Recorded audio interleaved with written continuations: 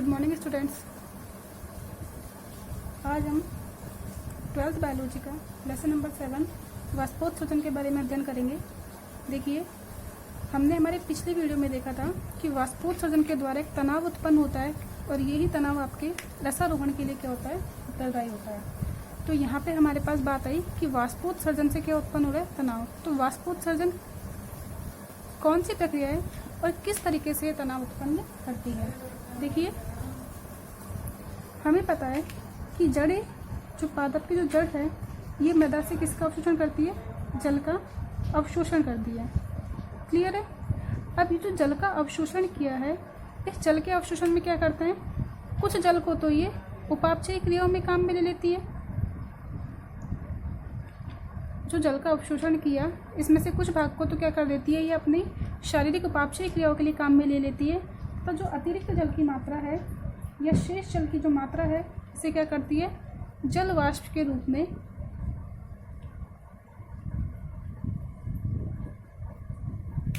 वातावरण को में त्याग देती है। जल वाष्प के रूप में वातावरण में त्याग देती है।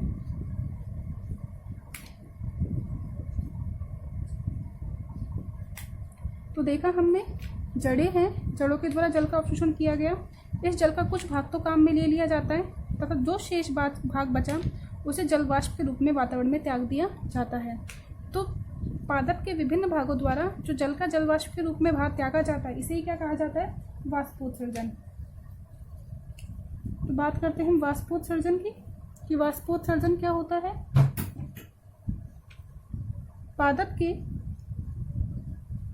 विभिन्न वायवीय भागों द्वारा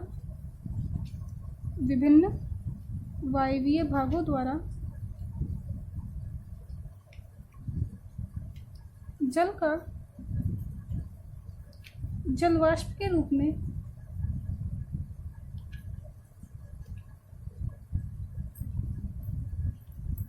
त्यागने की क्रिया,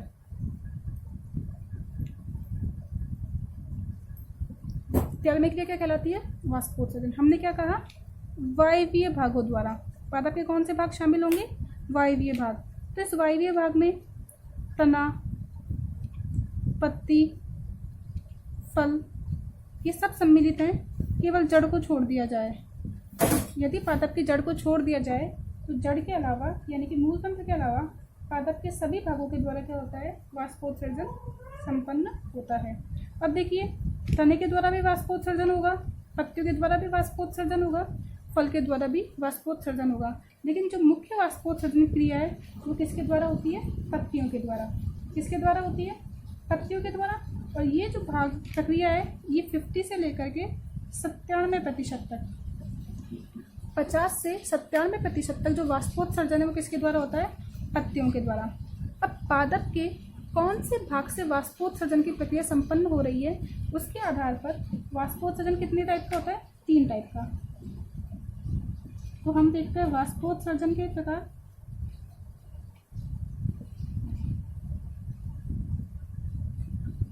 वाष्पोत्सर्जन के प्रकार, किस भाग के द्वारा या किस अंग के द्वारा, पादप के किस भाग के द्वारा वाष्पोत्सर्जन की क्रिया की जाती है, उसके आधार पर वाष्पोत्सर्जन कितने प्रकार का होता है, 3 प्रकार का। इसमें पहला प्रकार है रंध्रीय वाष्पोत्सर्जन।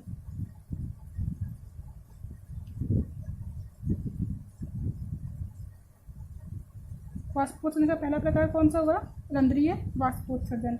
यानी कि रंध्रों की सहायता से अगर वाष्पोत्सर्जन की क्रिया हो रही है तो उसे हम क्या बोल देंगे, रंध्रीय वाष्पोत्सर्जन। रंध्र कहाँ उपस्थित होते हैं, पत्तियों पर। रंध्र कहाँ उपस्थित होंगे, पत्तियों पर। तो पत्तियों की सहायता से या रंध्रों की सहायता से जो वाष्पोत्सर्जन हो रहा है उसे हम क्या बोलेंगे, रंध्रीय वाष्पोत्सर्जन। और कितना होता है ये, 50 से लेकर के 97% तक जो वाष्पोत्सर्जन है वो कौन सा होगा, रंध्रीय वाष्पोत्सर्जन। सेकंड हम बात करते हैं उपत्वचीय वाष्पोत्सर्जन।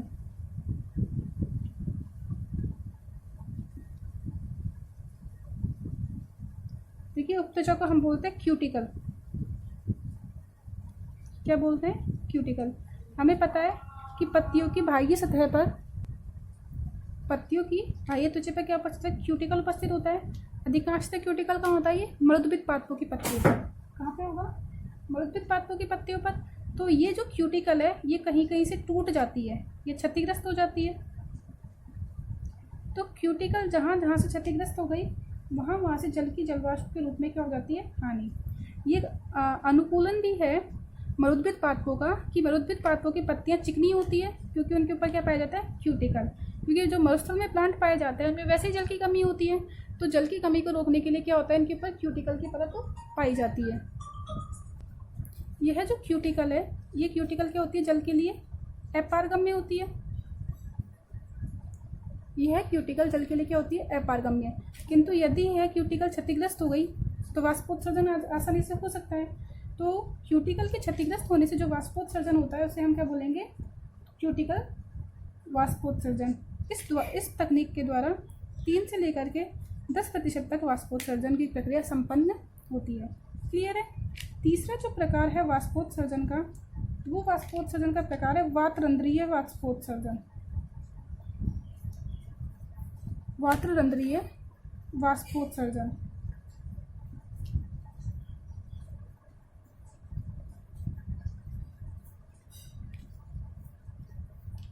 तो देखिए क्या होता है वातरंध्रीय वाष्पोत्सर्जन?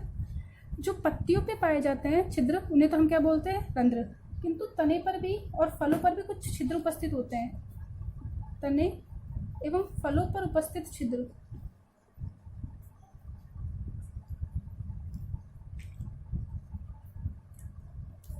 इन्हें हम क्या बोलते हैं? वातरंध्र।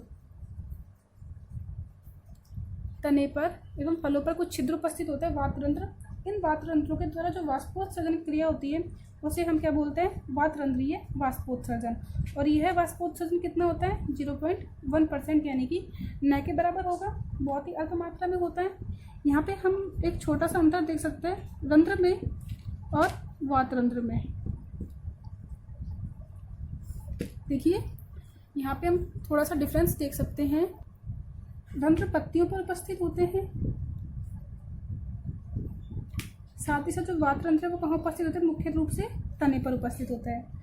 रंध्र जो है, रंध्र में द्वार कोशिकाएं पाई जाती है। अभी हम संरचना देखेंगे तो रंध्र में क्या पाई जाती है? द्वार कोशिकाएं। लेकिन वातरंध्र में द्वार कोशिकाएं नहीं पाई जाती। ये रंध्र क्या होते हैं? खुलते बंद होते हैं। रंध्र क्या होते हैं? खुलते भी है और बंद भी होते हैं। रात्रि के समय बंद हो जाते हैं और दिन के समय खुले रहते हैं। किंतु जो ये वातरंध्र है, ये वातरंध्र क्या होते हैं? आपके सदैव खुले रहते हैं, ऑलवेज ओपन रहेंगे आपकी। हमेशा कैसे कंडीशन में रहते हैं? ये खुले हुए रहते हैं। तो हमने देखा वाष्पोत्सर्जन की परिभाषा और वाष्पोत्सर्जन के 3 प्रकार, जिसमें पहला रंध्रीय वाष्पोत्सर्जन, दूसरा उपत्वचीय वाष्पोत्सर्जन और तीसरा वातरंध्रीय वाष्पोत्सर्जन। अब देखिए जो मुख्य वाष्पोत्सर्जन है 50 से लेकर के 97% तक किसके द्वारा हो रहा है? रंध्रों के द्वारा। तो हम रंध्र की संरचना के बारे में पढ़ेंगे और किस तरीके से रंध्र से वाष्पोत्सर्जन की प्रक्रिया होती है उसके बारे में अध्ययन करेंगे।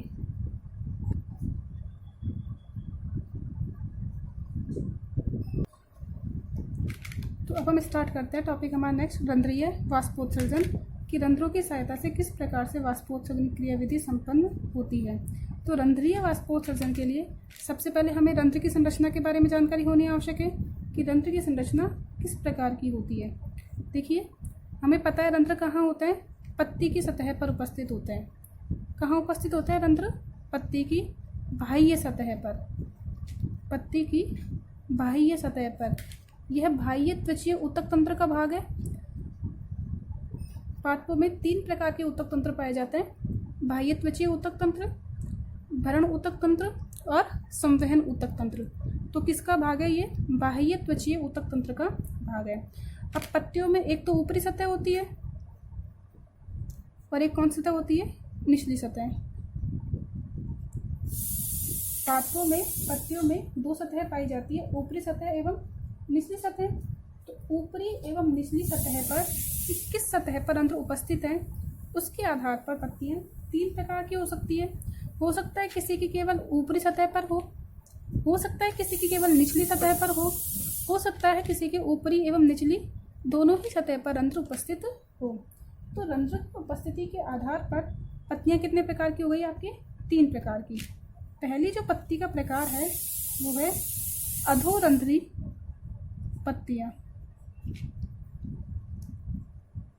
अधोरंध्री पत्तियां, इसे इंग्लिश में बोलते हैं हाइपोस्टोमिक लीव्स।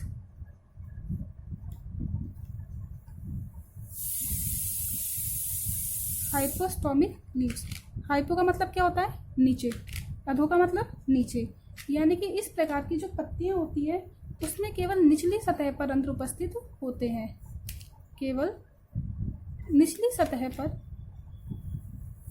रंध्र उपस्थित। ऐसी पत्तियों में केवल निचली सतह पर रंध्र उपस्थित होता है। सामान्यतः किस प्रकार के पादपों में पाए जाते हैं? ये पाया जाता है सामान्यतः द्विबीजपत्री पादपों में।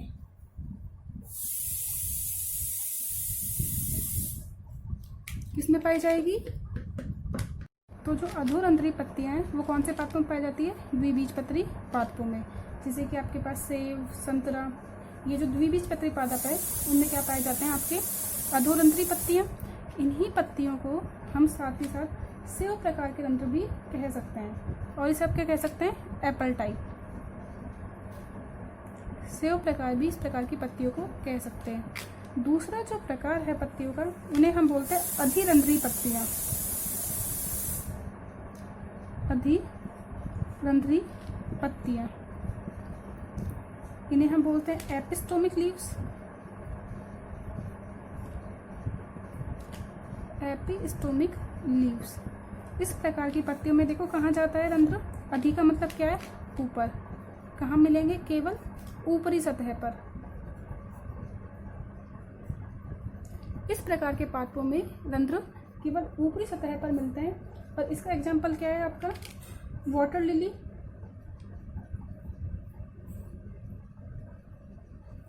वाटर लिली, कमल। देखिए कैसे पादप हैं। ये पादप क्या होते हैं? आपकी जल की सतह पे पाए जाते हैं। तो देखिए ऊपर तो आपके पास फ्लावर हो गया। अब फ्लावर की पत्तियां क्या होती है? इनकी जल की सतह पर तैरती हुई रहती है। अब देखिए जो यह पत्ती जल के संपर्क में, यहाँ निचली वाली पत्ती पर तो रंध्र नहीं पाए जाएंगे, लेकिन जो ऊपरी पत्तियां हैं, ऊपरी सतह, उस पर क्या पाए जाएंगे? इन पे रंध्र पाए जाएंगे। तो ऐसे पादप को हम बोलते हैं प्लावी पादप। ऐसे पादपों को हम क्या बोलते हैं? प्लावी पादप, जो जल की सतह पर क्या होते रहते हैं? तैरते रहते हैं। तो इस प्रकार के पादपों में क्या पाए जाते हैं? आपके अधिरंध्री। इस प्रकार के पादपों में रंध्र कहाँ पाए जाएंगे? केवल ऊपरी सतह पर। तो इन्हें क्या बोलेंगे हम? अधिरंध्री पत्तियां। अधि का मतलब क्या है? ऊपर। केवल ऊपरी सतह पर क्या पाए जा रहे हैं? यहाँ पे रंध्र पाए जा रहे हैं। तीसरा प्रकार है उभयरंध्री पत्तियां। उभयरंध्री पत्तियां। एम्फिस्टोमिक, एम्फिस्टोमेटिक, स्टोमेटिक, सॉरी, MATIC, एम्फिस्टोमेटिक। स्टोमेटा क्या होता है? रंध्र। उभय का मतलब क्या है? दोनों, यानी कि ऊपरी एवं निचली। ऊपरी एवं निचली दोनों सतह पर क्या पाई जाती है? यहाँ पे रंध्र पाए जाते हैं।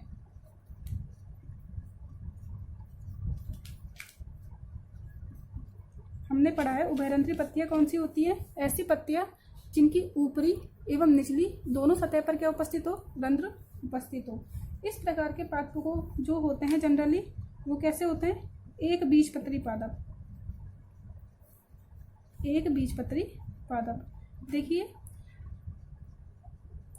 जब हमने 11th में अपने पत्तियों की आंतरिक संरचना देखी होगी तो हमने कहा था पत्तियां 2 प्रकार की होती है।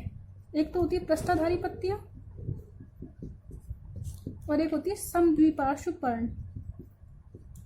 पृष्ठधारी पर्ण और समद्विपार्श्व पर्ण। जो पृष्ठधारी पर्ण है, ये पृष्ठधारी पर्ण किसकी होती है? आपकी द्विबीजपत्री पादप की। पृष्ठधारी पर्ण किनकी हो जाएगी? द्विबीजपत्री पादपों की, क्योंकि इनमें क्या होता है? पृष्ठ पे और अधर में क्या होता है? रंध्रों की संख्या में अंतर होता है। रंध्र जनरली कहाँ होते हैं? यहाँ पे निचली सतह पर।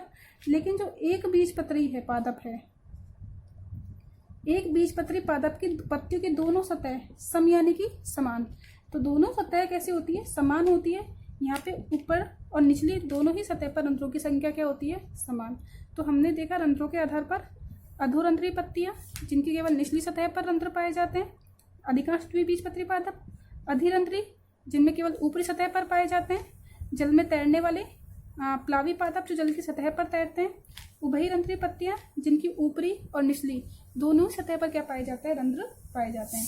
अब हम देखते हैं रंध्र की संरचना की द्विबीजपत्री पादपों में किस प्रकार के रंध्र पाए जाते हैं।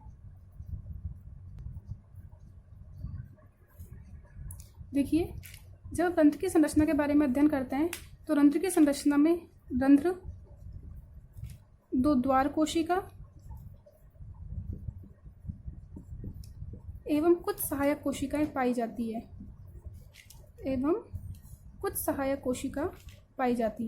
तो जब हम रंध्र की संरचना के अध्ययन करेंगे तो इसमें रंध्र के बाहर दो द्वार कोशिकाएं जिन्हें हम कहते हैं गार्ड सेल्स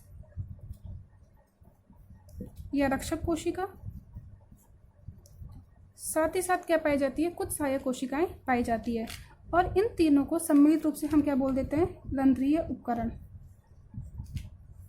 इन तीनों को हम सम्मिलित रूप से क्या बोल देंगे, रंध्रीय उपकरण।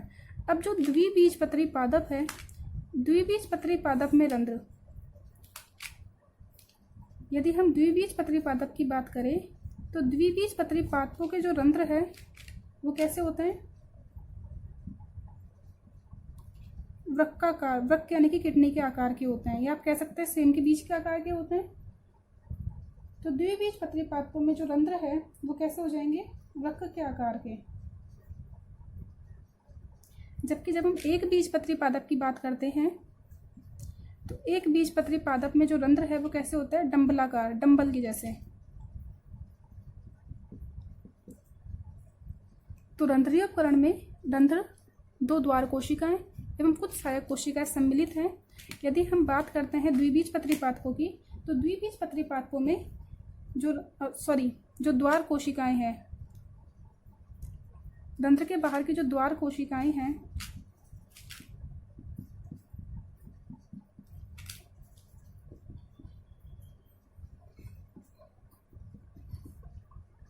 तो रंध्रीय उपकरण में जो द्वार कोशिकाएं हैं, ये द्वार कोशिकाएं द्विबीजपत्री पादपों में वृक्काकार पाई जाती है, जबकि एक बीजपत्री पादपों में ये कैसी होती है कि डंबल के आकार की होती है। हम इनकी व्यवस्था देखते हैं कि किस तरीके से व्यवस्थित होती है ये। तो हम रंध्र, द्वार कोशिका और सहायक कोशिकाओं की संरचना देखते हैं किस तरीके व्यवस्थित होती है।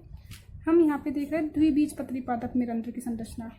किस में देख रहे हैं, द्विबीजपत्री पादप में। तभी हमने बात करी कि द्विबीजपत्री पादप में द्वार कोशिका कैसे हो जाएगी, डंबलाकार।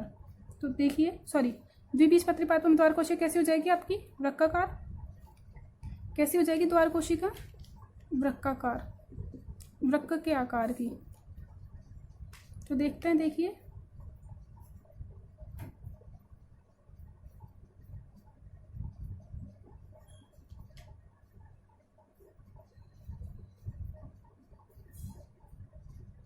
यह हम द्विबीजपत्री पादपों में रंध्र की संरचना देख रहे हैं। तो देखिए, ये हमारे पास डंबल के आकार की एक द्वार कोशिका, वृक्क के आकार की, वृक्क यानी कि किडनी इसी तरह की होती है मनुष्यों की, ये आप कह सकते हैं सेम के बीज के आकार की। और ये क्या हो गई आपकी दूसरी द्वार कोशिका। क्लियर है। तो ये है जो बीज की संरचना है। बीज की संरचना तो क्या है, रंध्र, और रंध्र के दोनों तरफ क्या है आपकी द्वार कोशिका। अब जो ये द्वार कोशिकाएं हैं, इन द्वार कोशिकाओं में क्या होता है,